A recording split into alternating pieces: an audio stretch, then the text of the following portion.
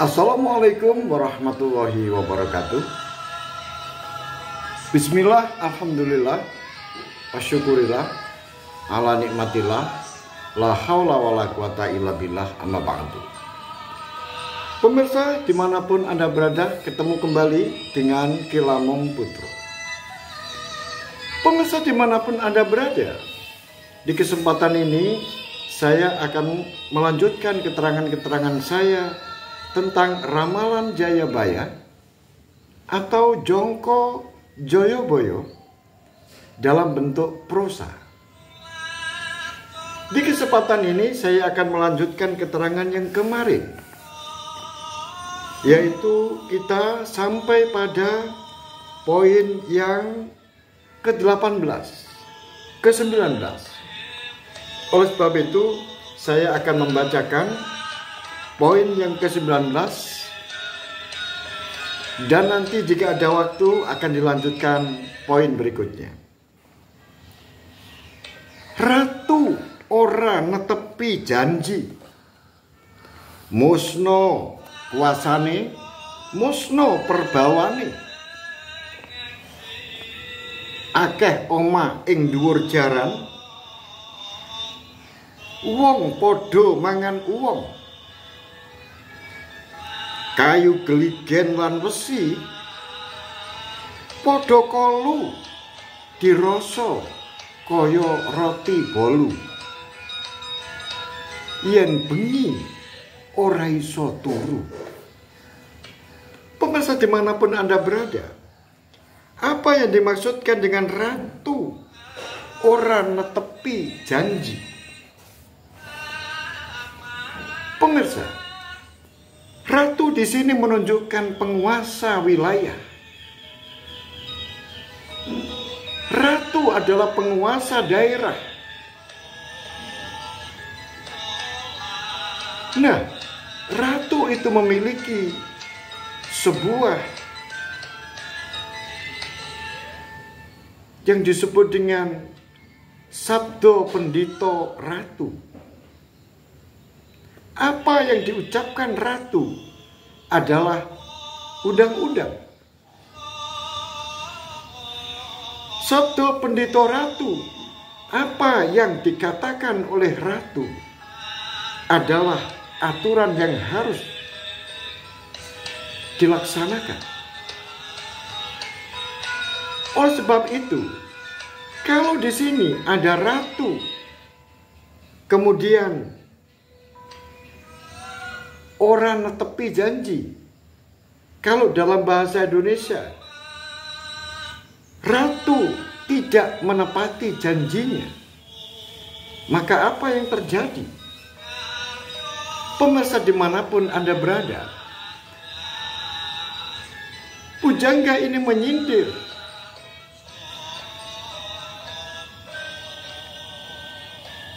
Kalau kita cocokkan pada era sekarang ini,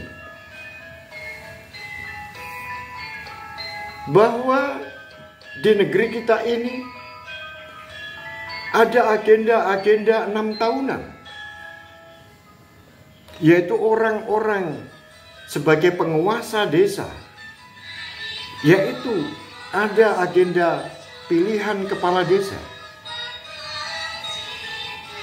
yang mana setiap calon-calon kepala desa mereka berkampanye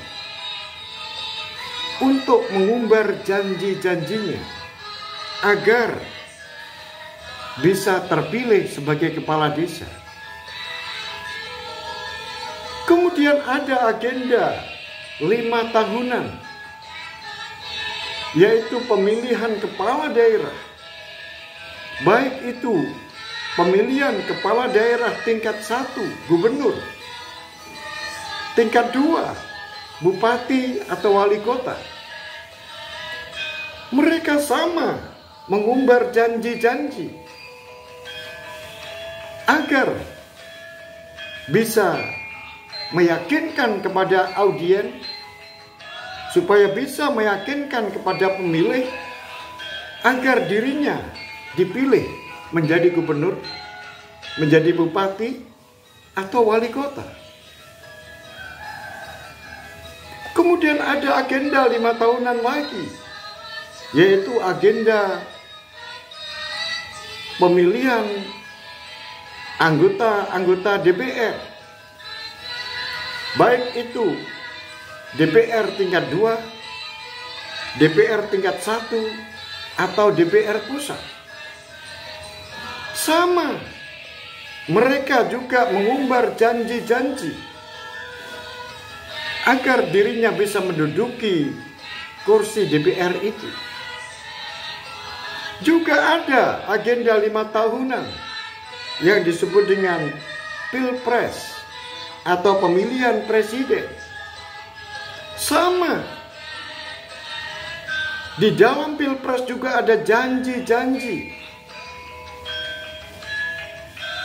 agar bisa memikat orang lain sehingga dirinya mencapai tujuannya, yaitu menjadi seorang pemimpin sebuah negara atau presiden. Pemirsa dimanapun Anda berada, pujangga ini menyindir ratu ora netepi janjine. Artinya penguasa-penguasa daerah, wilayah, negara tidak menepati janjinya. Nah, kalau sudah demikian, apa yang terjadi? Karena janji adalah hutang. Janji harus ditepati. Apalagi janji kepada rakyat. Oleh sebab itu ada kewajiban bagi yang berjanji untuk menepati janjinya. Dan rakyat juga punya kewajiban untuk menagih janji itu. Nah, apabila terjadi ratu ora netepi janjinya, ratu ora netepi janjine, ratu tidak menepati janjinya, maka akan terjadilah yang disebut dengan nagih janji. Pemirsa dimanapun Anda berada, tentu saja yang namanya manusia terkadang lupa terhadap apa yang dia ucapkan, lupa terhadap apa yang dia janjikan. Oleh sebab itu, ada kewajiban untuk mengingatkan. Oleh sebab itu, sebagai rakyat yang baik, sebagai orang timur yang memiliki adat sopan santun, maka di dalam mengingatkan ratu, penguasa-penguasa wilayah, maka harus bil ma'ruf, harus dengan menggunakan cara-cara yang baik agar semuanya menjadi baik. Pemirsa dimanapun Anda berada, apakah hal itu sudah terjadi di negeri kita ini? Apa yang telah diramalkan oleh pujangga? Maka kita lanjutkan pada keterangan berikutnya. Ratu ora netepi janji, itu yang pertama. Kemudian musno kuasane, ilang perbawane. Nah, ada kelanjutannya. Ilang kuasane, ilang perbawane. Ilang kuasane, ilang kekuasaannya, hilang kekuasaannya, ilang perbawane, hilang kewibawaannya. Nah, ini ditujukan kepada para ratu, para pemimpin-pemimpin daerah, pemimpin-pemimpin wilayah, pemimpin-pemimpin negara, pemimpin-pemimpin desa. Apabila sudah melakukan janji kepada rakyat, kemudian tidak ditepati, maka mereka akan menagih janjinya.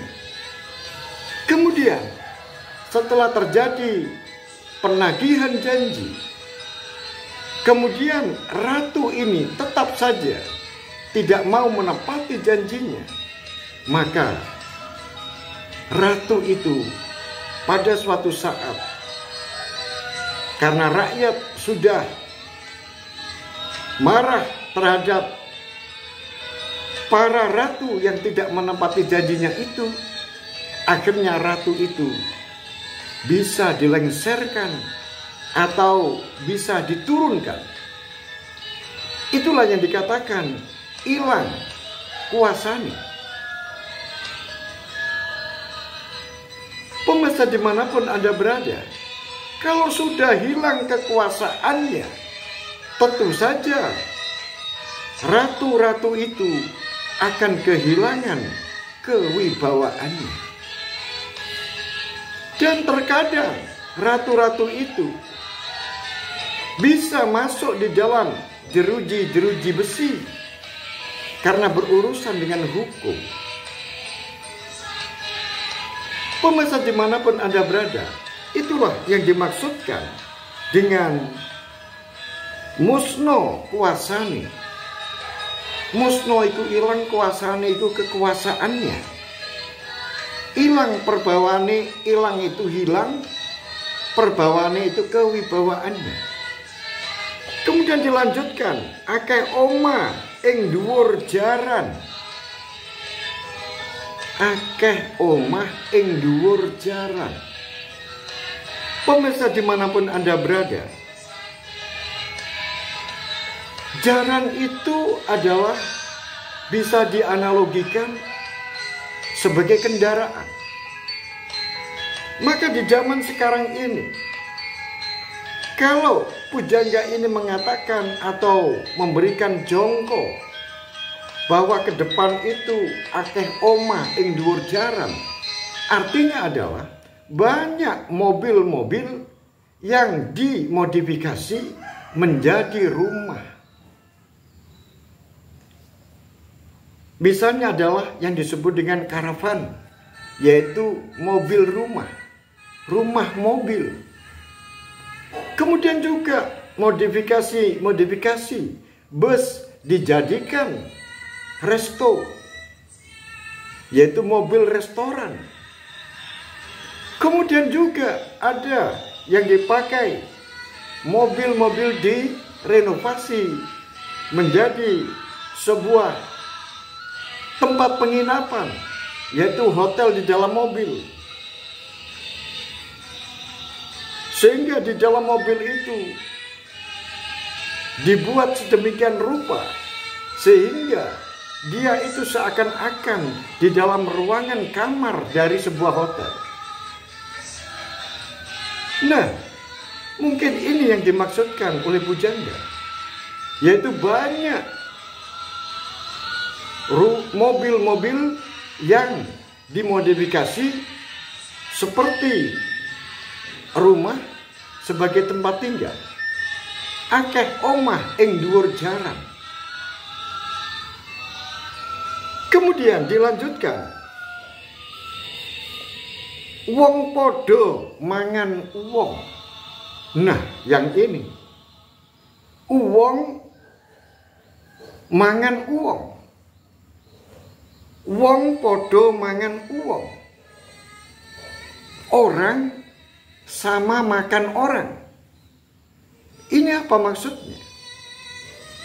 Wong podo mangan wong. Ini menunjukkan sebuah sinyalemen, sebuah tanda-tanda pada sebuah zaman di mana manusia-manusia sudah hilang rasa kemanusiaannya. Nilai-nilai kemanusiaan sudah mulai luntur, sudah mulai aus. Sehingga antara manusia yang satu dengan manusia yang lain, ini seakan-akan sebuah kompetisi merupakan sebuah persaingan yang begitu ketat sehingga orang lain dianggap tidak apa-apa. Nah, uang mangan uang di sini adalah menunjukkan bahwa rasa kemanusiaan sudah hilang. Akhirnya apa yang terjadi? Rasa risih, katanya orang Jawa. Andap asor, sopan santun, gotong royong, semuanya terkubur, hilang. Karena manusia-manusia sudah memilih individualisme, sudah memilih individu. Kepentinganku adalah kepentinganku, kepentinganmu adalah kepentinganmu, milikmu adalah milikmu, milikku adalah milikku. Jadi rasa kemanusiaan, rasa gotong royong, rasa kebersamaan, rasa risih, sopan santun, andap asor sudah tergerus oleh kemajuan zaman. Ini adalah sinyal yang ditujukan kepada manusia pada suatu zaman. Nah, apakah sudah terjadi di era sekarang ini? Anda sendiri yang menilai. Kemudian dilanjutkan. Kayu geligen lan wesi padha kolu dirasa enak kaya roti bolu. Nah, yang ini kayu geligen itu adalah seperti cagak yang sudah dipasang, kayu yang sudah dibentuk, yaitu berbentuk balok-balok persegi untuk tiang-tiang dan pilar, untuk belandar dan sebagainya. Itu semuanya adalah kayu geligen. Nah, kayu geligen lan wesi kolu dirasa kaya roti bolu. Roti bolu itu adalah roti yang empuk dan enak rasanya. Nah, kayu geligen dan wesi ini disamakan dengan roti bolu karena sama-sama enaknya, sama-sama enak dimakan. Apa ini maksudnya? Yang dimaksudkan di sini adalah menunjukkan pada suatu zaman nanti banyak orang-orang yang suka makan kayu-kayu geligen. Artinya adalah mereka banyak melakukan pembalakan hutan. Mereka banyak yang melakukan penebangan hutan. Mereka banyak melakukan pencurian kayu di hutan. Kemudian dengan hasil curian kayu itu, sungguh rasanya sangat enak, empuk seperti roti bolu. Itu yang dimaksudkan. Demikian juga wesi. Wesi di sini mewakili tambang. Sehingga banyak tambang-tambang liar, banyak penambangan yang tidak sah, banyak penambangan yang dilakukan tanpa izin, sehingga merusak lingkungan dan merusak keseimbangan alam dan merusak ekosistem. Hasil-hasil dari penambangan liar ini tentu saja enak seperti roti bolu. Inilah yang disindir oleh pujangga ini, bahwa pada suatu ketika nanti banyak terjadi pembalakan hutan, penebangan hutan secara liar, pencurian kayu besar-besaran, dan juga terjadilah yang disebut dengan penambangan-penambangan liar, mengambil hasil bumi dari perut bumi negara ini yang tidak sah, tanpa izin. Itulah sindiran-sindiran yang dilontarkan oleh pujangga yang disebut dengan kayu geligen lan wesi podo kolu dirasa enak kaya roti bolu. Kemudian apa akibatnya? Akibat dari pembalakan hutan, pencurian kayu di hutan, kemudian mereka melakukan dengan tidak sah. Kemudian juga banyak penambangan-penambangan liar yang merusak ekosistem.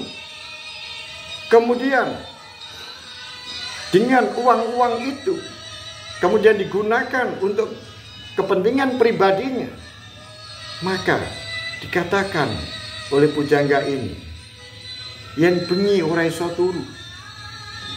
Apa itu yang dimaksudkan? Yang dimaksudkan oleh pujangga ini mungkin ada dua hal. Yang pertama adalah setiap malam dia berpikir bagaimana caranya untuk melakukan pembalakan hutan. Bagaimana caranya untuk melakukan penambangan liar, sehingga setiap malam dienak-enik dia tidak bisa tidur. Kemudian bagaimana cara menanggulangi kalau nanti mereka kedapatan melakukan pencurian kayu, pembalakan kayu, dan melakukan penambangan liar, sehingga setiap malam dia itu menghitung-hitung. Itu yang pertama. Mungkin yang kedua adalah mereka di dalam melakukan pembalakan hutan dan pencurian kayu atau melakukan penambangan liar ini kemudian diporak-porandakan oleh negara, ditangkap oleh polisi, kemudian mereka berurusan dengan hukum. Bagaimana dia bisa tidur kalau malam? Tentu saja dia akan memikul beban berat karena dia melakukan sebuah pelanggaran hukum yang tentunya dia harus mempertanggungjawabkan di hadapan pengadilan, dan dia pasti akan masuk ke jeruji besi atau masuk ke dalam penjara. Pemirsa dimanapun Anda berada, sampai di sini keterangan saya, yaitu pada poin ke-19. Oleh sebab itu, apa yang saya sampaikan ini ada kurang dan lebihnya, saya mohon maaf yang sebesar-besarnya. Dan apakah kebenaran yang dijongkokkan oleh pujangga ini sudah terjadi di era zaman sekarang ini, dan nilai-nilai kebenarannya, maka itu semuanya akan saya serahkan kepada pemirsa. Oleh sebab itu, besok insya Allah akan saya lanjutkan kembali. Dan jangan lupa berikan saya semangat, berikan saya like, subscribe. Semoga acara ini bisa berlangsung secara terus-menerus dan Anda diberikan kelancaran rezeki dan sehat walafiat. Amin amin ya rabbal alamin. Akhirul kalam, billahi taufiq wal hidayah, waridha wal inayah. Assalamualaikum warahmatullahi wabarakatuh. Salam budaya warisan Nusantara.